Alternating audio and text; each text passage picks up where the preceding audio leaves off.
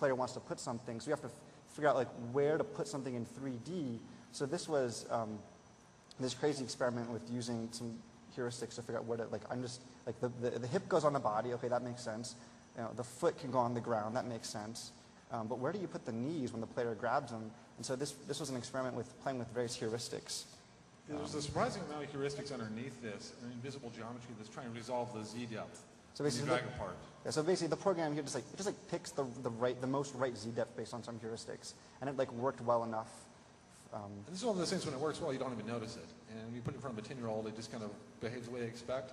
But it's not the way Maya works. So we knew that we had succeeded with this one. Like we grabbed like one of the. We grabbed someone from the team, and then we said, like, sit down with this, you know, use it. What do you think? And they're like, it seems fine to me. We're like, all right, if you don't notice that it sucks, it must be good.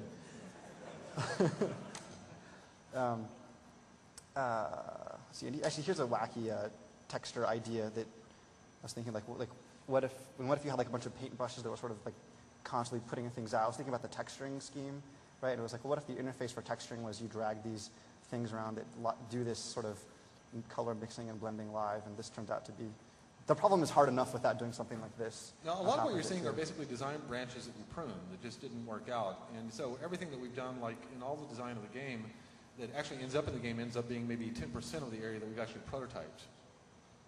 And then we probably only prototyped about 10% of our ideas, too. So you're looking at a distillation of lots and lots and lots of stuff. Here's one. Here's a tactile one. Here's one for the cell game. We're trying to figure out what makes a character fun and responsive to control in a game. This is like a very hard problem. I was working with the engineer for cell game, trying to figure out how to make that thing responsive, and also how to make the cells cute. And one of the things we found out that is if we put an eye on the character and the eye follows the mouse really exactly, like every frame, it feels very responsive.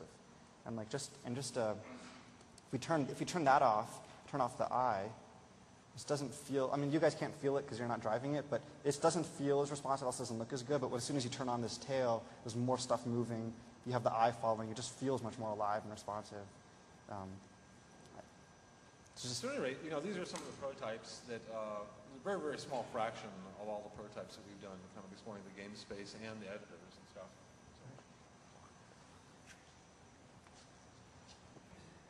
Now, when we got to the space game, you know, which to me represented where the game really opens up, there are a lot of landmarks. And for me, like, kind of design, a lot of times is driven by landmarks, experiences that I want the player to kind of encounter at some level.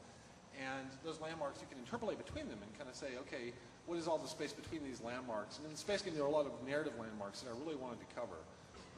You know, Grim Fandango was one of my favorite games, and it felt like a really interesting kind of set of landmarks to me, kind of this mixture of the Calaveras figures, these, what's his name, Daddy something, maybe these, Daddy Roth, yeah, and Casablanca. And in fact, you know, those three things mixed together to make Grim Fandango, which is one of my favorite games ever.